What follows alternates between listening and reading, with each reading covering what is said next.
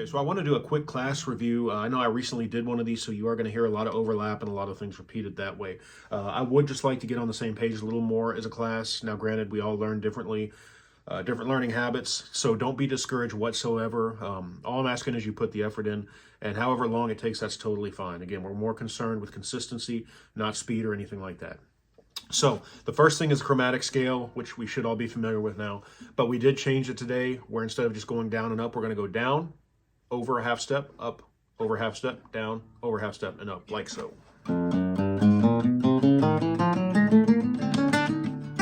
Over.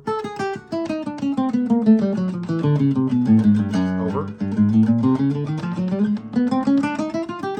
Over. Okay, and again, as far as tempo goes, I'm more concerned with consistency than speed. If you want to get the most out of this, I would hit the metronome, put it up to a point where it's a little bit difficult for you. You might stumble a couple of times, but as you practice, you'll get better and better, and then you can increase by 5 or 10 BPM increments. And the same will go for the C major scale, which we're going to talk about next. So I think we're generally used to it, but just as a quick refresher, it's open 1 3, open 2 3, open 2 3, open 2, open 1 3, open 1 3. Now I'd like you to get to the point where you practice this down, up, like so.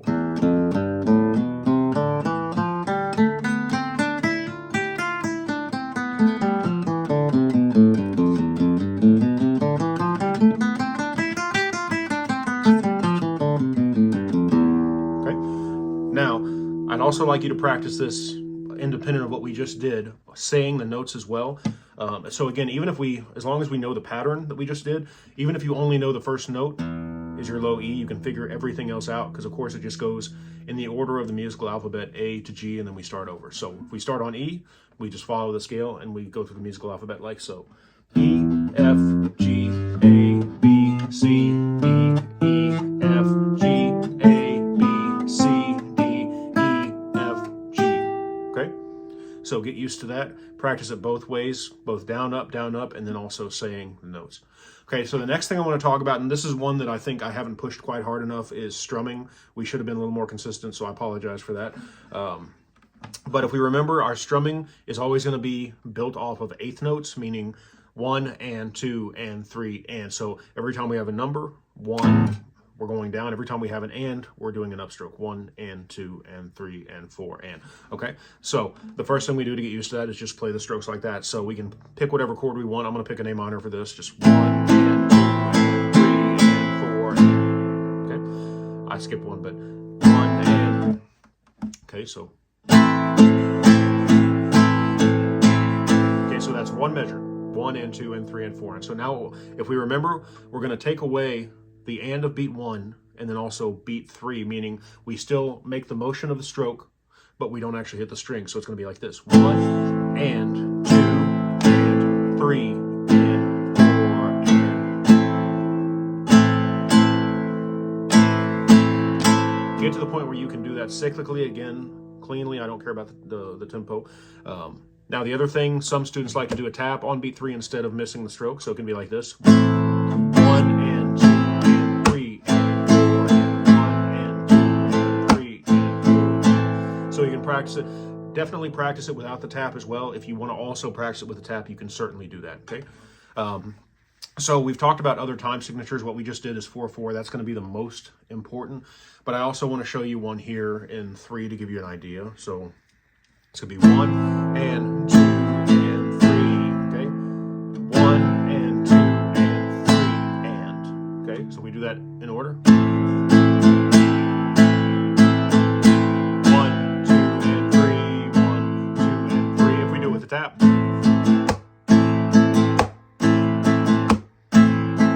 little bit of a flamenco kind of Spanish guitar feel there.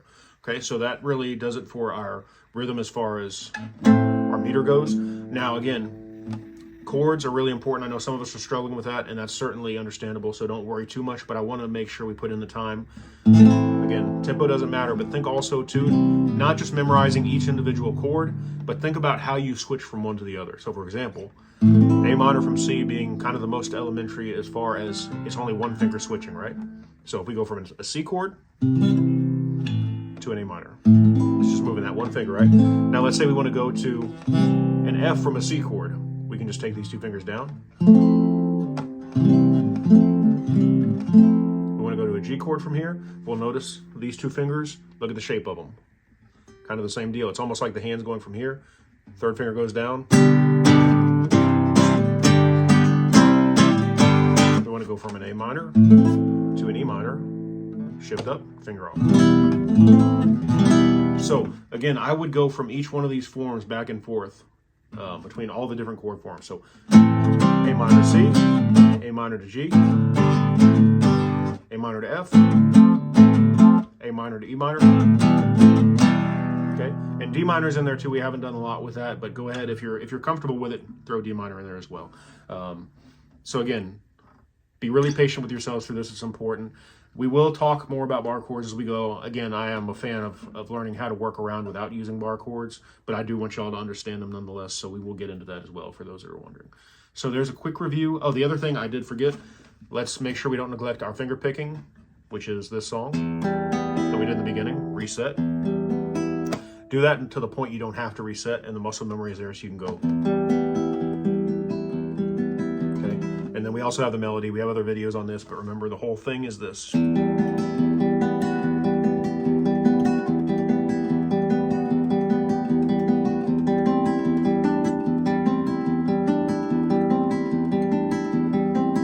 we repeat all that, and we would end on an E minor chord, and we could throw harmonic in there if we wanted to.